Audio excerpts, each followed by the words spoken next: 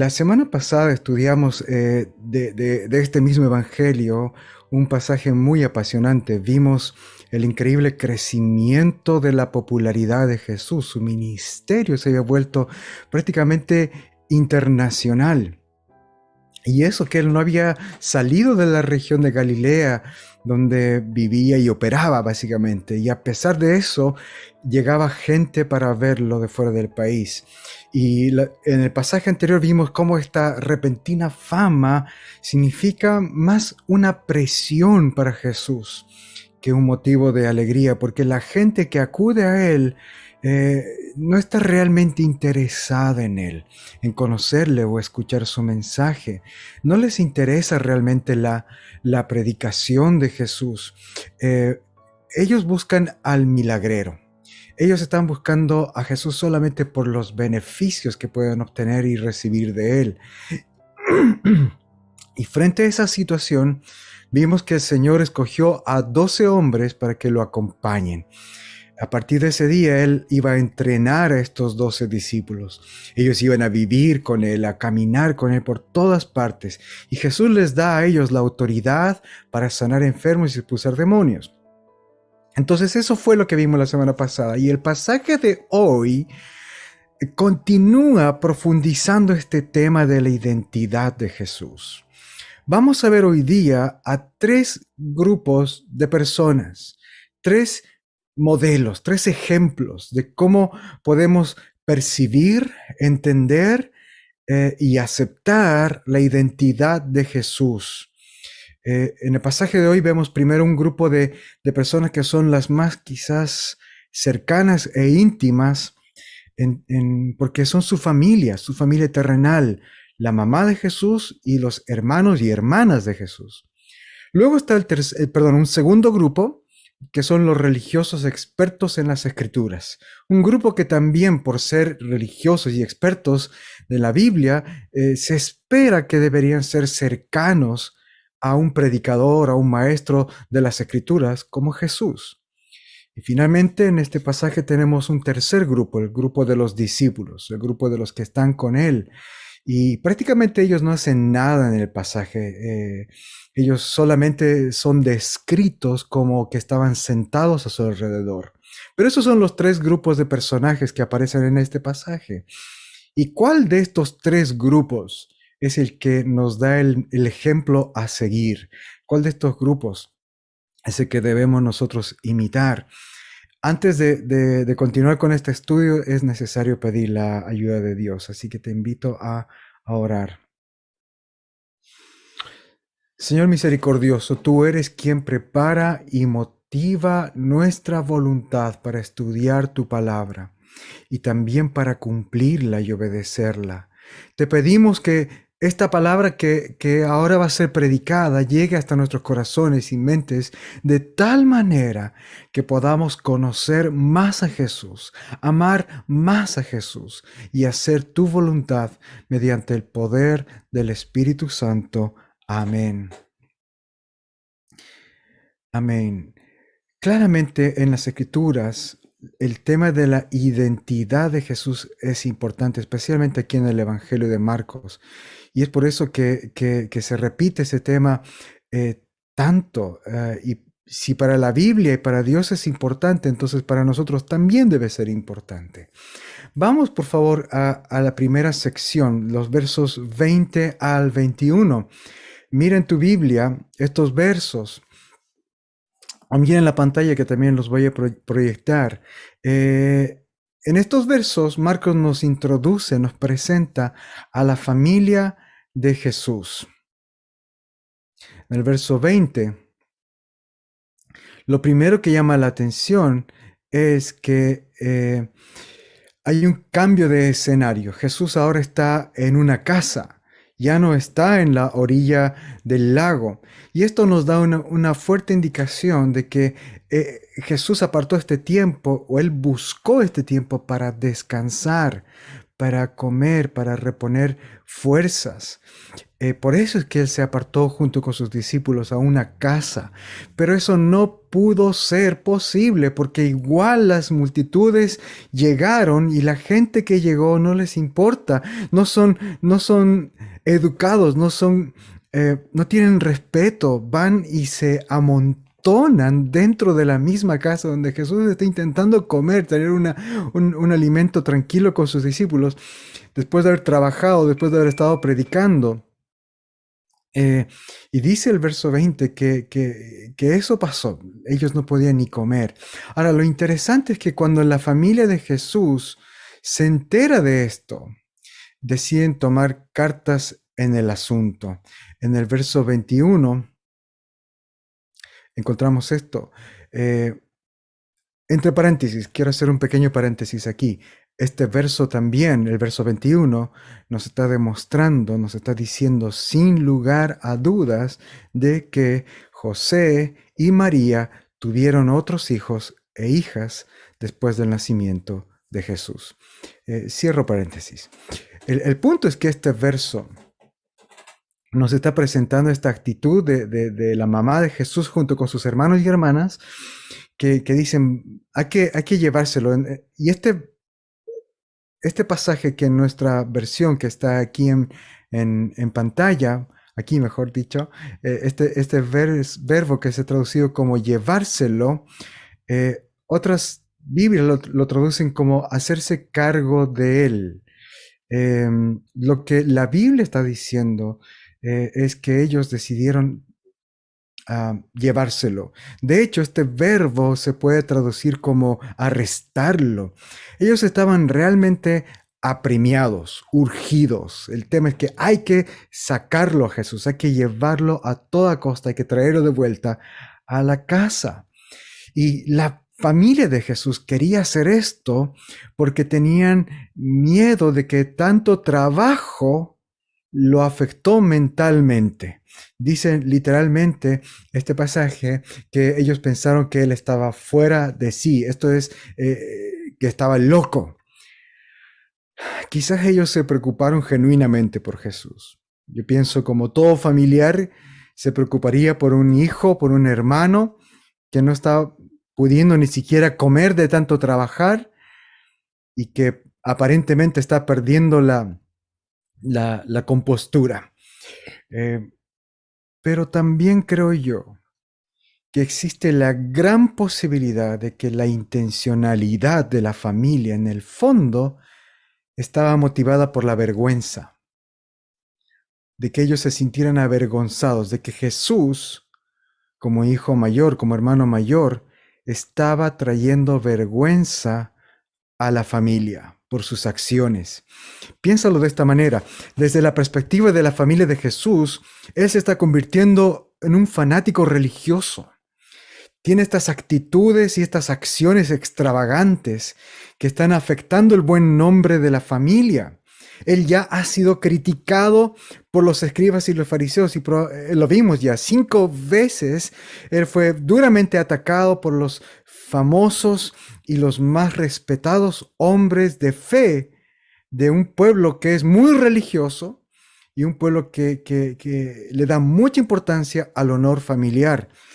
Entonces Jesús está siendo atacado y criticado por estos hombres que son respetados en la sociedad. ¿Acaso no se da cuenta que sus palabras y sus acciones están provocando esta clase de vergüenza familiar? Así que hay que detenerlo. Es muy fuerte esta posibilidad de que ellos, la familia de Jesús, en este momento sintieran vergüenza de lo que está pasando con él. Así que literalmente concluyen de que él está loco y que ha perdido la cabeza, necesita una camisa de fuerza, necesita ser restringido. La actitud y las palabras de la familia de Jesús demuestran en el fondo también que ellos no conocen la identidad de Jesús, no entienden la misión de Jesús, no conocen quién es Él en el fondo. Para ellos solo ven al hijo, al hermano que está haciendo cosas muy arriesgadas y locas. Ellos son su familia, su madre y sus hermanos, con quienes él se crió y vivió prácticamente toda su vida. Pero a pesar de ello, ellos están lejos de él. Y esto se ve muy visualmente en este pasaje, porque al final de este mismo pasaje que hoy día leímos, vemos que cuando ellos llegan a la casa donde está Jesús, se quedan afuera, no entran. Hay esta imagen de lejanía en ellos. Pero dejemos esa conclusión para el final, porque en este momento Marcos mismo hace un cambio de escena, nos dice que la madre y los hermanos de Jesús salieron para arrestarlo, para llevárselo de vuelta. Y él hace un cambio de escena en los versos siguientes. Vamos ahora a ver los versos 22 al 30, que nos presenta a, a lo que está pasando dentro de la casa donde está Jesús. Han llegado unos escribas y ellos lo van a acusar a él. Mira en tu Biblia el verso 22 o míralo aquí en pantalla. Marcos dice que llegaron estos escribas desde Jerusalén. Los escribas eran un grupo selecto de judíos que se dedicaban exclusivamente al estudio y la interpretación de la Biblia. Esa era su pega, su trabajo, estudiar y copiar los textos sagrados, escribirlos, por eso escribas. Eran una especie de guardianes de las escrituras.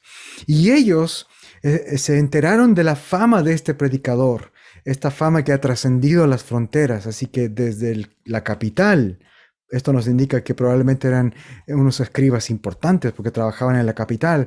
Van desde Jerusalén a analizar a Jesús, a estudiarlo. ¿Y cuál es el análisis de estos teólogos expertos? Que Jesús está loco y endemoniado. Mire el verso 22. Hay un común denominador entre los escribas y los parientes de Jesús. Tienen algo en común. Ambos grupos desconocen quién es Jesús realmente y de dónde obtiene Jesús su autoridad. Pero estos escribas van mucho más allá que acusar a Jesús de locura. Va mucho más allá que los familiares de Jesús.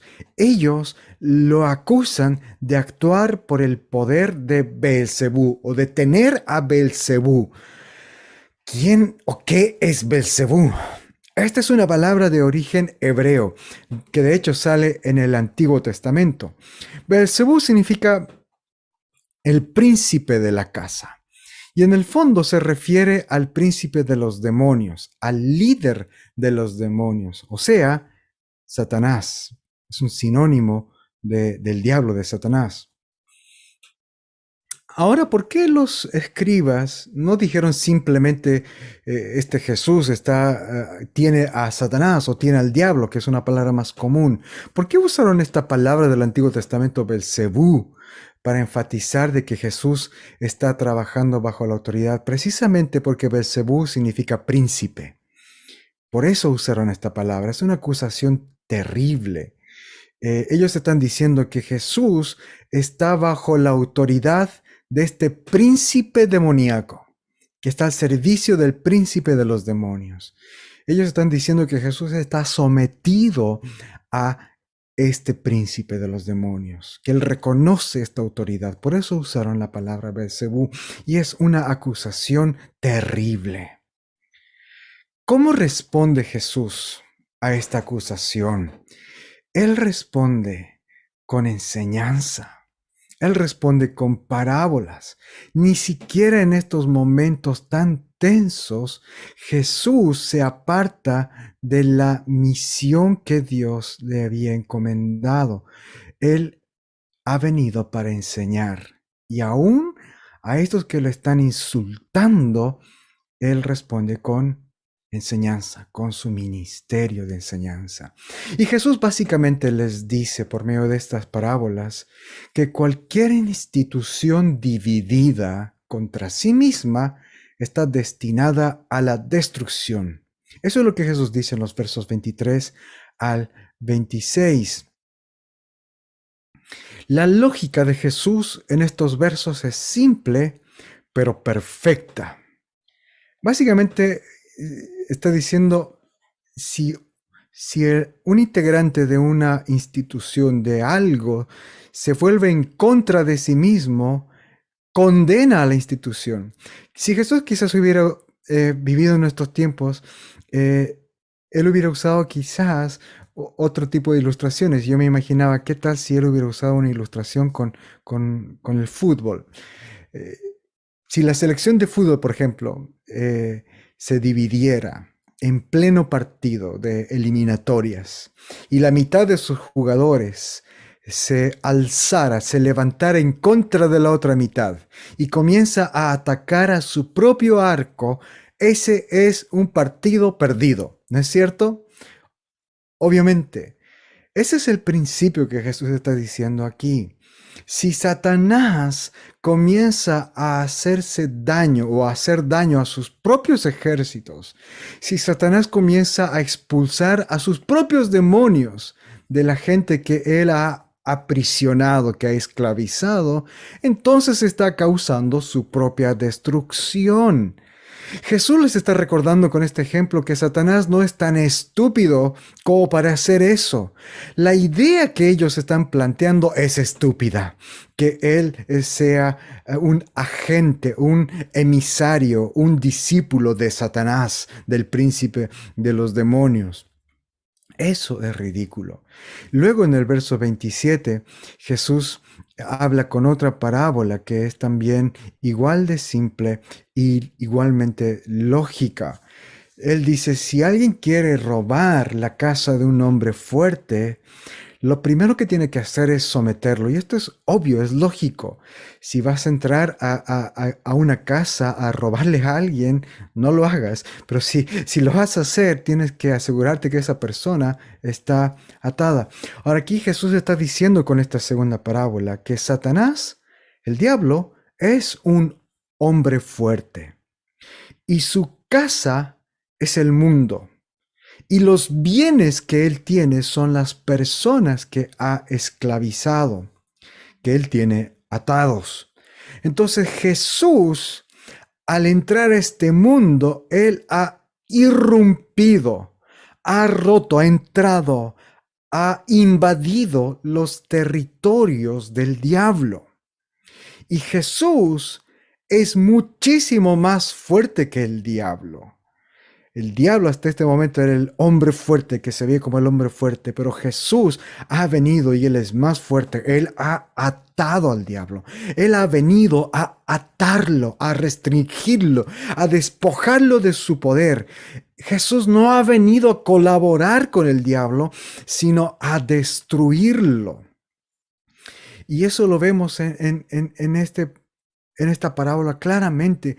Lo que Jesús está diciendo es que Él no está actuando en pro de Satanás o en favor de Satanás o para Satanás, sino que Él está actuando en contra de Satanás. Él está atacando a Satanás y Satanás en comparación a Jesús es débil. Jesús es el verdadero hombre fuerte en esta parábola. Él ha entrado a la casa de Satanás, lo ha doblegado, lo ha atado y le está despojando sus tesoros. Le está quitando esas almas que él había aprisionado con sus demonios.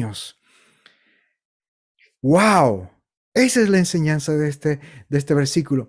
Y lo verdaderamente lamentable es que para estos maestros, para estos teólogos, escribas, es que ellos siguen creyendo que Jesús es endemoniado. Esa es la conclusión que ellos llegan. Mira el verso 30. Ellos han dicho, Él tiene un espíritu inmundo. Qué triste que ellos no ven que Jesús está actuando en contra de Satanás. Y es en este contexto, en esta ceguera, en esta acusación de estos escribas, que Jesús da una tercera enseñanza y habla acerca del único pecado que no tiene perdón, el pecado contra el Espíritu Santo. Pero primero, y esto es muy notable, primero Jesús les recuerda que la misericordia de Dios es abundante. Jesús en el verso 28 primero les recuerda que hay perdón para todos los pecados. Y ese perdón está ofrecido a todos, a todos. Es un ofrecimiento universal y la misericordia es increíblemente abundante para todos los pecados. Pero en el verso 29 dice hay una excepción. Existe un pecado que es imperdonable y se trata de el insulto contra el Espíritu Santo o la blasfemia contra el Espíritu Santo. Blasfemia es lo que dice este verso. Esta es otra palabra que es muy inusual. No es común, ¿no es cierto? No usamos esta palabra. Para varios que quizás están viendo este video, esta transmisión, quizás esta es la primera vez que escuchas esta palabra. Y eso es así porque blasfemia se usa exclusivamente en un contexto religioso. Blasfemia significa un insulto consciente y difamatorio contra Dios. Blasfemar es hablar con desprecio, con hostilidad desafiante en contra de Dios, insultar a Dios, llamar al bueno, a Dios que es eternamente bueno, llamarlo malo, insultar y despreciar a aquel que es eternamente adorable y amoroso. Eso es blasfemia, un insulto consciente contra Dios y continuo. Al insultar a Jesús, al decir que Él es del diablo, estos escribas estaban insultando a Dios y estaban insultando la obra del Espíritu Santo porque Jesús está actuando por el poder del Espíritu Santo. Entonces, al insultar a Jesús, ellos están insultando al Espíritu Santo, a Dios, a Jesús, que es Dios. Las palabras del verso 29, estas palabras jamás será perdonado, sino que será culpable de un pecado eterno, han causado mucha ansiedad y dolor en la historia de la iglesia, porque muchos cristianos se han preguntado si acaso no hemos cometido este pecado imperdonable. Muchos decían que en mi juventud yo fui tan necio, tan torpe, yo insulté a Jesús, contaba chistes subidos de tono de Dios, y muchos cristianos se han sentido preocupados en ese sentido. ¿Será que yo he blasfemado, he insultado al Espíritu Santo, a Jesús? Déjame decirte con claridad que Jesús está hablando aquí de una condición permanente. No es un insulto que puedes haber pronunciado en tu torpeza, en tu ceguera, y que a pesar de que te arrepientes no hay perdón. La blasfemia contra el Espíritu Santo es una actitud constante de no buscar perdón. Es ese tipo de insulto. No de un insulto que dices y después te arrepientes, sino un insulto que lo dices conscientemente y no te interesa, no quieres recibir perdón. En otras palabras, la blasfemia contra el Espíritu Santo es un pecado que un cristiano no puede cometer. Es un rechazo consciente a la gracia de Dios después de haberla visto con claridad. Ahora en los siguientes versos, vamos a los últimos versos de este pasaje, versos 31 al 35. Marcos dirige nuestra atención nuevamente hacia afuera de la casa. Jesús está dentro de la casa enseñando de la blasfemia contra el Espíritu Santo.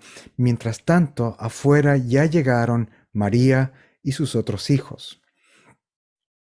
Así que Marcos hace un stop, un alto a este relato, y dirige nuestra atención afuera de la casa. Llegaron María y sus hermanos, los demás hermanos de Jesús, y ellos se quedan afuera, como les anticipaba al comienzo. Y envían a alguien a llamar a Jesús. Parece que también el ánimo se les fue bajando mientras iban, porque partieron esa misión, ellos fueron con una misión de arrestar, de llevárselo a Jesús, pero parece que el ánimo como que les disminuyó, porque cuando llegan a la casa y ven que está llenísimo, quizás el ver tanta gente los desanimó también. Así que mandan a alguien a llamar a Jesús. Y Jesús aprovecha esta oportunidad para revelar más de su identidad y de su misión. Yo veo aquí la misericordia del Señor, porque está dando esta advertencia tremenda del el pecado imperdonable, pero vuelve a hablar ahora de la gracia y de la misericordia. Es como un llamado al arrepentimiento en estos versos. Porque Jesús se refiere ahora a un grupo de gente sencilla, sin los estudios religiosos, sin esa respetabilidad, academia, conocimiento que tienen los escribas. Y este grupo de gente sencilla de los discípulos tampoco tienen el privilegio de haber conocido a Jesús desde su infancia, sin esa cercanía, sin ese privilegio de poderle llamar familiar directo. Eh, este tercer grupo que Jesús menciona en estos versos eh, no tiene nada especial. Es un grupo que no tiene nada en especial. Sin embargo, Jesús dice que este tercer grupo, que lo único que tiene es que están dispuestos a seguirle y a obedecerle. Este tercer grupo, que son aquellos que hacen su voluntad, eso es, me obedecen, hacen la voluntad de Dios, se esfuerzan por hacer la voluntad de Dios. Jesús dice, este tercer grupo es, en verdad, mi familia, mi madre, mis hermanos, son ellos. Qué fantástica verdad llena de esperanza. Porque aquí Jesús nos está abriendo la puerta a todos aquellos que tengamos la disposición y el deseo de conocerle y de seguirle. Extiendo una invitación. Y aquí en este pasaje es potente porque Jesús estaba hablando a los escribas y a ellos les dice, aquí está mi familia. Es una invitación también a estos escribas a que se arrepientan, a que reconozcan que pueden recibir a Jesús y escuchar de Él el mensaje que los va a llevar a entender la voluntad de Dios. Así que mira cómo lo pone el apóstol Juan en Juan 1:12. Esto es lo mismo que Jesús está diciendo aquí. A todos los que lo recibieron les dio el derecho de llegar a ser hijos de Dios. A los que creen en su nombre. Ellos son la familia de Jesús, los que lo reciben, los que creen en su nombre. Queridos hermanos, estos tres grupos que vemos en este pasaje nos dan diferentes advertencias y llamados. El grupo de la familia de Jesús nos está enseñando que es posible ser cercano a Jesús. Hoy día hay mucha gente que también se siente cercano, no por ser familiar de Jesús, sino porque entra a una institución de su familia. Por ejemplo, nosotros pertenecemos a la institución humana de la familia de la iglesia. Y es verdad que es un gozo y un privilegio, sin lugar a duda, ser parte de la familia de la iglesia. Y decimos que la familia de la iglesia es la familia de Dios aquí en la tierra. Y estamos diciendo la verdad. Pero ser religioso o pertenecer a una iglesia, cumplir con las tradiciones y las actividades de una iglesia, no te da la garantía de tener una relación real con Jesús, de conocerle y de comprenderle.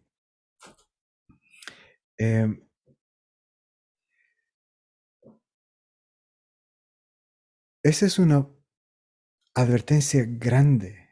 La familia de Jesús en este pasaje es como una luz amarilla de advertencia a nosotros, a todos los que confiamos de alguna manera o tenemos la tentación de confiar en que por pertenecer a la iglesia o tener religiosidad, tener una conducta religiosa, tener una afinidad por Jesús. Todos aquellos que dicen yo creo en Dios a mi manera, están expresando esto. Están diciendo en otras palabras, yo soy familiar de Él. Yo soy familiar de Él. Ojo, una luz amarilla debe encenderse en ti a raíz de este pasaje. Aquí tenemos a María y a los hermanos y hermanas de Jesús, y ellos piensan que Él está loco. No tienen realmente idea de quién es Él. Y hoy día mucha gente que piensa que ya tiene a Dios descifrado, que ya tienen una comprensión de Dios porque siguen una tradición, porque saben que a Dios le agrada ciertas cosas, le agrada que hagas esto, le agrada que hagas lo otro. Ojo, ¿realmente conoces a Jesús? ¿Realmente has entendido quién es Él? Este pasaje nos está llamando a evaluar de dónde obtenemos nuestro conocimiento de Jesús. Y déjame decirte que si no es de las Escrituras, si no es de una relación personal con Cristo por medio de la fe, puedes estar en el mismo peligro que en este momento estaba corriendo la familia de Jesús, su familia carnal. En ese momento quizás no había personas más cercanas a él y a pesar de eso estaban ciegos. Luego tenemos el otro grupo, el grupo de los escribas. Si la familia de Jesús es como una luz amarilla de advertencia, el grupo de los escribas en este pasaje son como una luz roja de alarma. Porque aquí ellos llaman malo a lo bueno, diablo al santo. Ellos rechazan abiertamente a Jesús.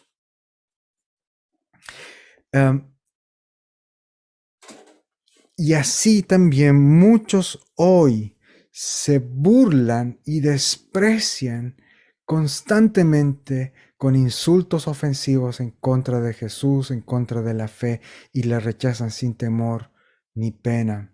Hoy día podemos ver esa actitud de muchas personas en nuestra sociedad que de forma continua no tienen ningún remordimiento de insultar a Dios y de rechazar el Evangelio. Este pasaje nos está diciendo que hay un límite para la paciencia de Dios. Si persisten en esa actitud, no habrá esperanza de perdón. Esta es una seria advertencia. Si alguien que está viendo esta prédica hoy ve que en su corazón o en su vida, en su comportamiento, en su forma de hablar, de actuar, no tiene ninguna pena ni remordimiento de insultar a Dios, de rechazar a Dios. Porque hay otros que si bien dicen yo no creo en Dios, pero son respetuosos, pero hay aquellos que no tienen ese respeto. Este pasaje les presenta una tremenda, tremenda llamada de advertencia. Un llamado al arrepentimiento.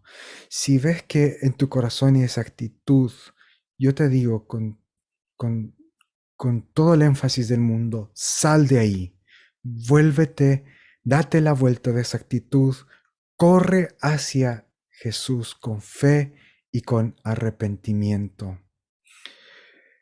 En Cristo encontrarás los brazos abiertos de gracia y de perdón. En Jesús encontrarás perdón eterno. Estás todavía a tiempo.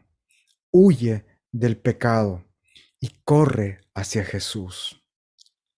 Finalmente, este pasaje nos presenta un tercer grupo. El grupo de los que estaban escuchando a Jesús en la casa, los discípulos. ¿Y te diste cuenta que en la lectura este grupo es completamente pasivo? Ellos están simplemente escuchando, están aprendiendo, están absorbiendo. Ellos no están ahí porque quieren ser sanados o porque ven a Jesús como el milagrero, pero tampoco quiere decir que ellos han entendido perfectamente la identidad de Jesús. En ese sentido, los discípulos tampoco comprenden la identidad de Jesús. Lo vamos a ver más adelante. Ellos todavía siguen preguntándose, ¿quién es este? Y en este sentido se asemejan a los familiares de Jesús y a los escribas.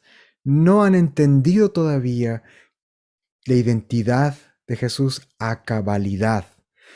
Pero lo que ellos tienen en diferencia versus los familiares y los escribas es que ellos están al lado de Jesús, absorbiendo, absorbiendo, absorbiendo humildemente, quizás sin comprender todavía, sin entender muchas cosas, quizás con muchas preguntas en su mente y en sus corazones, pero han visto a Jesús y ellos quieren absorber de Jesús, quieren aprender, quieren conocerle, quieren amarle. Seamos así. Este tercer grupo es el que nos presenta la invitación. Hoy día, queridos hermanos, queridos amigos, este es el llamado para nosotros a seguir absorbiendo, seguir aprendiendo. Necesitamos, para escapar de la ceguera espiritual, tener una comprensión completa, clara de quién es Jesús, para tener paz en la vida, para tener perdón en la vida, para tener gozo en la vida, para tener esperanza en estos tiempos tan difíciles. Necesitamos más que nunca tener una mayor claridad de la identidad de Jesús, que Él se presente a ti y a mí como el Hijo de Dios, el que ha venido a enseñar el reino de Dios, a traer el perdón de Dios, la misericordia de Dios. No seamos como los escribas, huyamos de esa actitud y también analicemos nuestra vida si es que hay actitudes como las de los familiares de Jesús, donde hay desconocimiento, donde hay cosas que no entendemos y queremos. Lo que ellos quisieron fue hacer que Jesús se calce a su mentalidad. Y hay muchos cristianos que están haciendo eso. Tratamos de que Jesús se acomode a nuestra perspectiva, a nuestra visión. No seamos así, seamos como el tercer grupo. Ellos se adaptaron a Jesús. Ellos están alrededor de Jesús. Ellos están viéndole, aprendiendo, absorbiendo. Seamos de este tercer grupo, queridos hermanos. Les invito a orar. Oremos. Padre, te pedimos que tu gran amor nos perdone nuestros pecados. Si es que en palabra o en acciones hemos insultado el buen nombre de tu Hijo, en nuestra ignorancia, en nuestra torpeza, te pedimos, Señor, que nos perdones y que nos guardes en la fe. Si alguno de nosotros está tentado a caer en estas actitudes que este pasaje que hemos estudiado nos advierte, te pedimos que nos lleves al arrepentimiento y al amor sincero de Jesús, a amar a Jesús, a conocerle. Haz de nosotros estos discípulos que perseveran en el estudio, en la oración y en escudriñar la palabra de Dios. Porque hoy día, como reflexionábamos, necesitamos tener esa claridad. Hoy día, papá y mamá, padres de familia, necesitamos tener claridad de quién es Jesús para enseñar a nuestros hijos, para vivir nuestra vida familiar conforme a la imagen de Cristo. Si quiero ser un mejor esposo, necesito conocer a Jesús. Si mis hermanas quieren ser mejores esposas, necesitan conocer a Jesús. Si mis hermanos y amigos solteros quieren ser mejores solteros, fieles, trabajadores, estudiantes, fieles amigos, buenos ciudadanos, necesitamos ver y conocer a Jesús.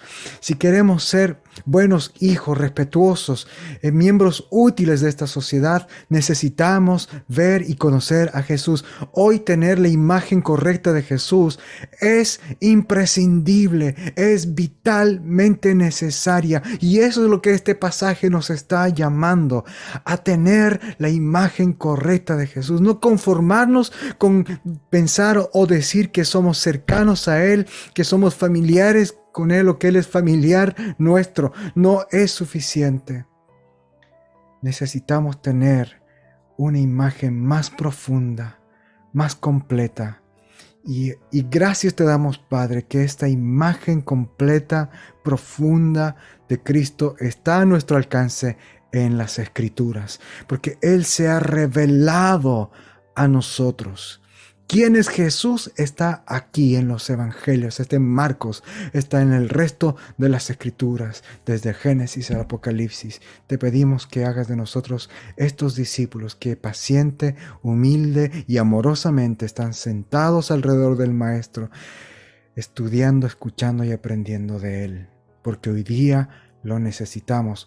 Chile y el mundo necesita de hombres y mujeres que tienen claro quién es Jesús y que quieren seguir los pasos de Jesús.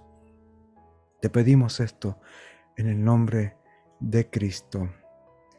Amén.